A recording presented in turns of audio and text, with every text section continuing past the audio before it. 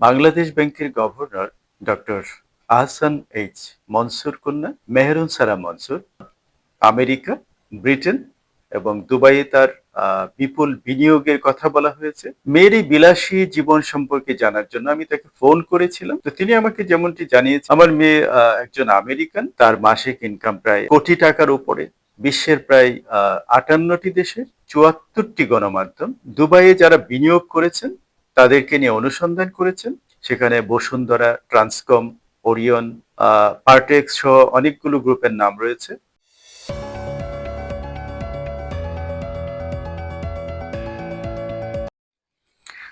আসসালামু আলাইকুম, সম্মানিত দর্শক শ্রোতা সবাইকে শুভেচ্ছা।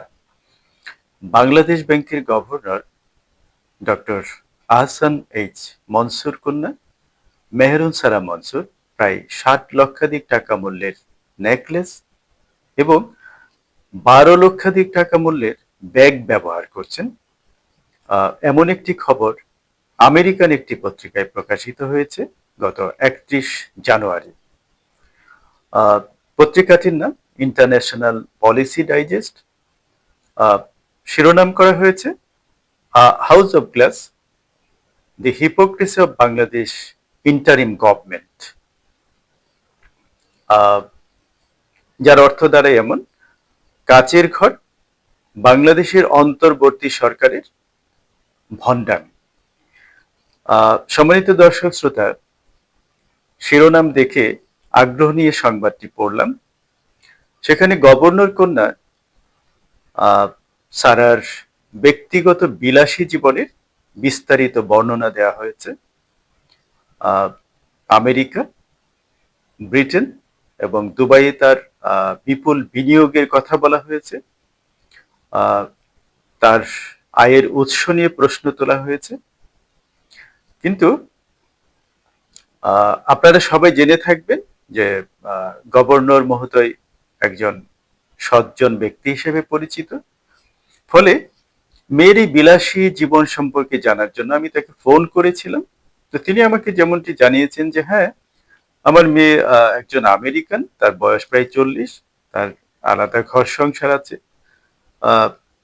দুটি বাচ্চা আছে, আরেকটি বাচ্চা অ্যাডাপ্ট করেছেন। কিছুদিন আগে আমি তার বাসায় বেড়াতে গিয়েছিলাম, ছোট নাতনিকে দেখার জন্য গিয়েছিলাম, 2 দিন থেকেছি।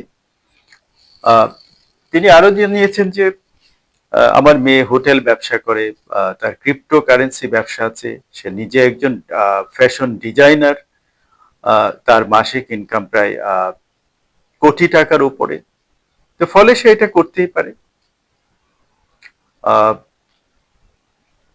তো এই সংবাদটি সম্পর্কে দর্শক শ্রোতা, আমার যে অভিজ্ঞতা হলো, এই সংবাদের কোথাও আমি অভিযুক্ত স্যারের বক্তব্য খুঁজে পেলাম না, কিংবা ওই প্রতিবেদক অভিযুক্তের বক্তব্য নেয়ার চেষ্টাও করেন। এছাড়া আরেকটি বিষয় আমার কাছে সাংবাদিকতার নীতি আদর্শ বিরোধী লেগেছে, সেটা হলো এখানে একজন ব্যক্তির বিলাসিতা নিয়ে রিপোর্ট করা হলেও সরকারকে ভণ্ড বলে আখ্যায়িত করা হয়েছে এবং শিরোনাম দেওয়া হয়েছে। এটির পেছনে অন্য কোনো উদ্দেশ্য আছে বলেই আমার সাংবাদিকতার অভিজ্ঞতা থেকে বলতে পারে। তো যাই হোক, তো আরেকটি গুরুত্বপূর্ণ তথ্য অবশ্য এখানে উঠে এসেছে, সেটি হলো আপনারা জেনে থাকবেন 2020 সাল থেকে 2022 পর্যন্ত দীর্ঘ 3 বছর বিশ্বের প্রায় 58টি দেশের 74টি গণমাধ্যম দুবাইয়ে যারা বিনিয়োগ করেছেন তাদেরকে নিয়ে অনুসন্ধান করেছেন। সেখানে দেখা গেছে যে কয়েক হাজার মানুষ শত শত বিলিয়ন ডলার বিনিয়োগ করেছেন। সে তালিকায় বাংলাদেশেরও প্রায় 4 শতাধিক মানুষের নাম রয়েছে। সেখানে বসুন্ধরা, ট্রান্সকম, ওরিয়ন, পার্টেক্স সহ অনেকগুলো গ্রুপের নাম রয়েছে। এছাড়া আপনারা আরো জেনে থাকবেন, পতিত স্বৈরাচার হাসিনার পতনের মাস 6 আগে দুবাইয়ের প্রায় বাংলাদেশের অন্তত 1000-এরও অধিক মানুষ দুবাই চেম্বারের সদস্যপদ লাভ করেছেন এবং গত 15-16 বছরে বাংলাদেশের প্রায় 10,000-এরও বেশি মানুষ দুবাইয়ে আহ, সম্পত্তি কিনেছেন, ব্যবসায় বিনিয়োগ করেছেন অথবা বিভিন্নভাবে আহ, অদৃশ্য অবৈধ বিনিয়োগ করেছেন।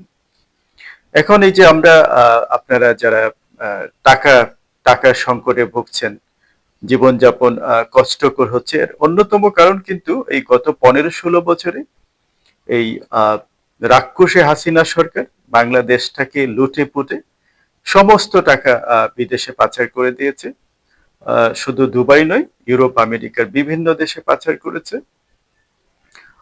এরা মুখে মুখে দেশপ্রেম এবং বড় বড় কথা বললেও কার্যত এরা ভণ্ড, প্রতারক, বিশ্বাসঘাতক। এদেরকে ভালোভাবে চিনে রাখুন, এদেরকে প্রতিহত করুন। সম্মানিত দর্শক শ্রোতা, প্রশ্ন তুলুন, প্রশ্ন করুন সকল অন্যায়ের বিরুদ্ধে। আল্লাহ হাফেজ।